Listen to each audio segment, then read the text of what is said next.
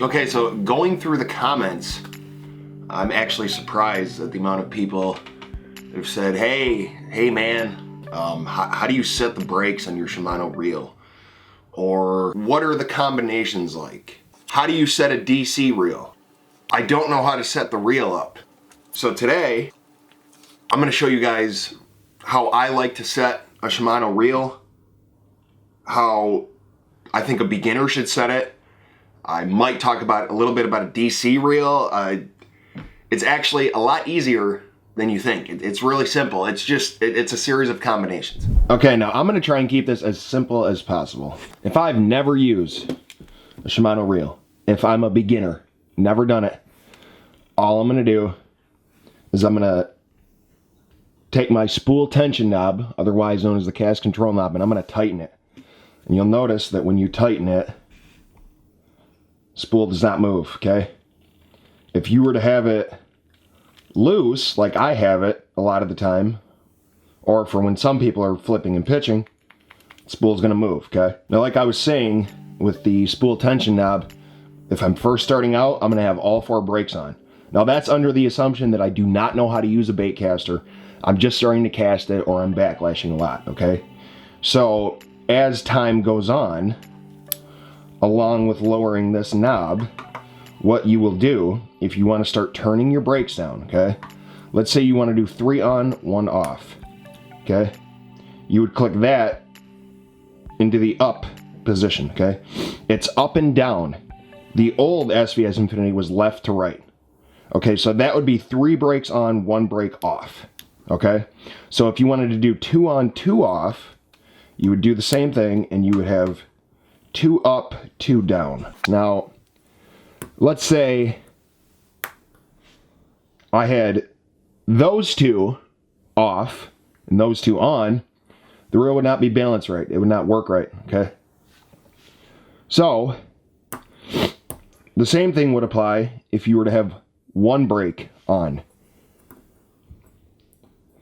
1 brake on would be like having 1 off.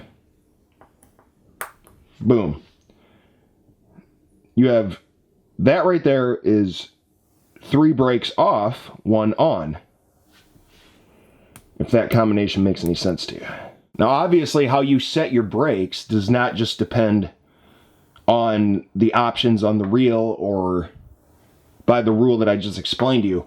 It's also going to go by the weight of the bait, possibly the size of the line you are using, and the rod. Okay, now on your DC reel, and yes, this is the 2016 Shimano Antares DC, you're going to notice there is no spool tension.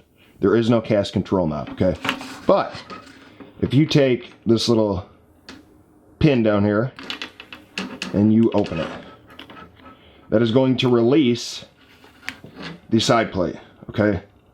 Now, some people will say this knob right here is your cast control knob. This is your spool tension. But I don't like to mess with that, because if you follow it by the instruction manual, by the owner's manual, it says to leave it that way.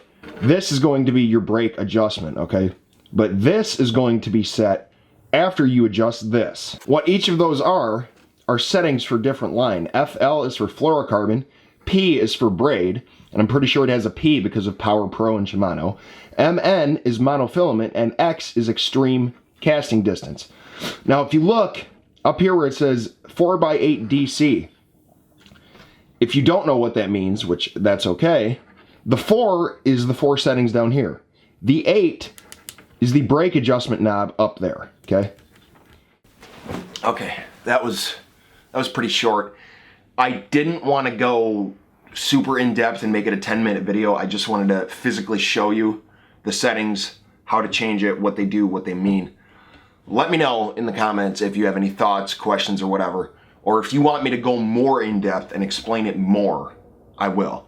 I've done how to spool a bait caster a different way because of a subscriber. I did how to cast a bait caster for a beginner when I first started my channel, but in 2018, I'm gonna have to redo some of those videos because I feel like I could explain it better